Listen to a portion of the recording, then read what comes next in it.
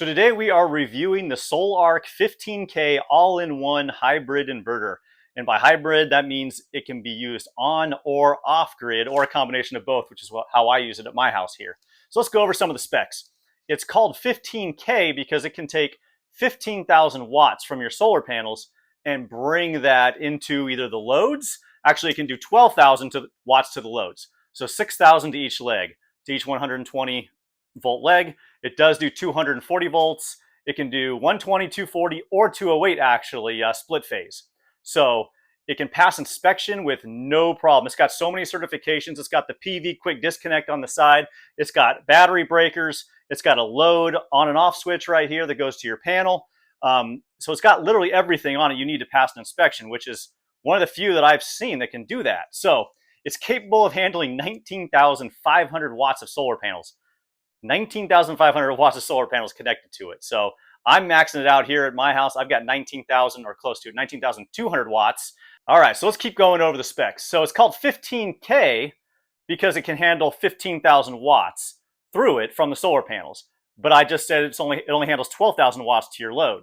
Well, it takes the other 3,000 watts and send that into your battery bank to charge your batteries. So it's capable of handling 15,000 total watts. Off-grid is capable of handling 12,000 to your load. Now, on-grid, it can pass a lot through. On-grid, when you're connected to it, it'll let you do 48,000 watts right through it, so you'll have no issues plugging in your home to it and running everything, your air conditioner, well pumps, all that kind of stuff without an issue. So when it is on-grid, but even when I say when it's on-grid, it's still acting as a smart inverter. So it's taking, like I've got mine programmed right now to where when my batteries get down to 30%, it automatically stops using the batteries and it starts using the grid to power my house. My solar panels bring in more power than what my house is using. Then that power goes into my battery bank and starts charging it. This has got a time of use setting as well, which means if you're in like a state like California, where your power company charges you by the hour, like for instance, between the hours of 5 to 8 p.m., they charge you a higher per kilowatt rate. Well, you can set this thing to where it automatically knows that and uses the batteries during that higher price time. This thing has got so many functions, I can't even begin to get into all of them. But this is by far the most feature-rich inverter I've seen on the market. And it uses 48 volt batteries, and it's battery agnostic, which is one of my big reasons I went with it. I was considering a Tesla Powerwall, but when I found out that you can only use Tesla, I mean, you're locked into Tesla only, that pushed me away. So I went with Sol-Ark and I went with EG4, the EG4LL batteries. So I'll have links to all these in the description. I think I'll have a discount code too, because I do try to get discounts for you guys for these manufacturers. So I at least call and ask, and some of them won't give them to me, some of them will, but check out in the description. I'll try to get you a discount on any of these if you get them. So I do use the EG4LL. They're 5 kilowatt batteries. I've got a server rack full of 6 of them. So let's get into charge controllers. This thing is an all-in-one. It is a more expensive inverter at $8,250, but the cost doesn't seem as much after you look at, well, it's got 3 charge controllers built into it. And they can handle a total of 500 volts each charge controller and a total of 26 amps each one. So I think what I've got is, I've got 2 of my 3 strings up and running on this right now with solar panels.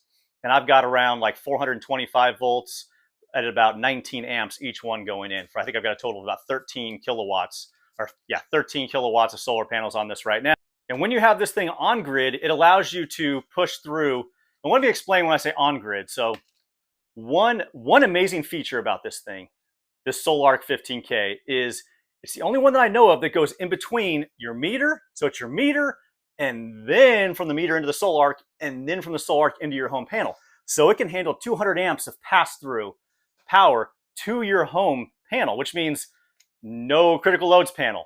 But what that does mean is when you are off grid, you lose power and it's automatically powering your whole house. You got to be careful. You can't go over 12,000 watts or 6,000 watts on each leg, which comes out to right around, I believe, 50 to 60 amps you can run through this thing. And if you have the amount of batteries here, you can run 50 or 60 amps forever, provided you have a big battery bank. Now, that's where I need to push. I've only got 30 kilowatt hours right now. I really need 60 kilowatt hours to make sure I make it no problem for multiple days at a time with storms or cloudy weather. So let's go into the batteries now. So it takes either lead acid or lithium batteries, 48 volts only though. So the continuous charging to the batteries from this thing, it can do 275 amps charging the batteries. So it can charge your batteries quick if you've got 19,000 watts of solar panels connected to this thing and the sun's out and you don't have a big load on your house. Your batteries can get charged really quick. This is a beast of an inverter, let me tell you. Now it is big, so this thing weighs 135 pounds. It does have a big bracket on the back that it basically recommends that you run a bolt into. They have a little like bracket that has a couple bolts you can run into it. And it has to go into studs to hang 135 pounds. The dimensions are 31, it's about 32 inches tall. It's about 18 inches wide, and deep it's about 11 inches roughly, just shy of 11 inches. And the grid to battery charging efficiency is 96%. So again, one of the highest I've seen. Also, the CEC efficiency on this thing is 96.5%. Again, these guys have knocked this one out of the park with efficiency. You're not losing much through the transfer on this at all. So let's take a look at the circuits here in detail and I'll show you what's going on. Starting on this side of the screen, these two wires right here are coming from the meter into the Sol-Ark. Now again, they don't go from the meter to my home panel and then to the Sol-Ark. They go from the meter to the Sol-Ark.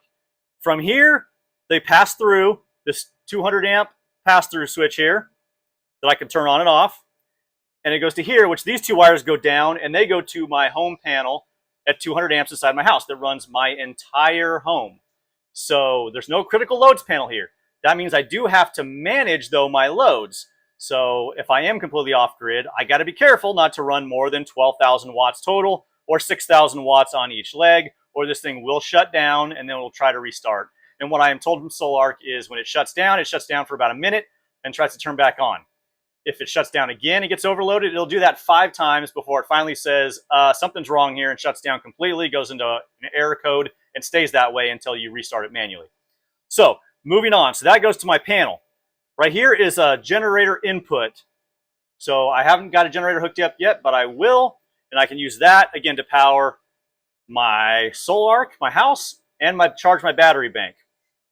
Now moving over here to this side, you've got 3 different charge controllers, right? MPPT charge controllers right here. Each can handle 2 positive and 2 negatives. And they can handle 6,500 watts each MPP charge controller. And that's at 500 volts.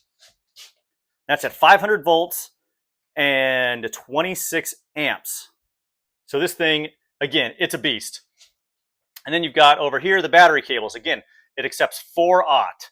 And these are welding cable. So don't make my mistake. In fact, I should have used welding cable here for the grid and the load inputs. I tried to use THHN, and man, it's a beast trying to bend that wire. Welding cable, it actually, from looking at the specs, it can handle more amps, and it's a lot more flexible to be able to maneuver in and out of something like this. And then you've got all kinds of different types of sensors you can plug in here. And this is my battery communication cable. So that, and then there's the ground. You got the neutral and the ground lugs down here. Not really much to explain there. So that's really what the guts are of this thing is. So here is a look at the remote monitoring app for Sol-Ark, the Sol-Ark 15K. And this app is completely 100% free. There's no subscription, which I think is awesome for this thing. And it's really intuitive. So as you can see, this is my house right now. My solar panels are bringing in 3,241 watts. And it is a very cloudy day today with rain, which is why out of my 12,000 watts that I have out there right now, I'm only bringing in 3,200. But as you can see, it's sending power from there to the Sol-Ark inverter, this big orange box here. And from there, it distributes it to my house. As you can see, my house is using 2,793 watts. And the leftover amount, which is only 300 watts, is going in to charge my batteries. So this is a really intuitive app.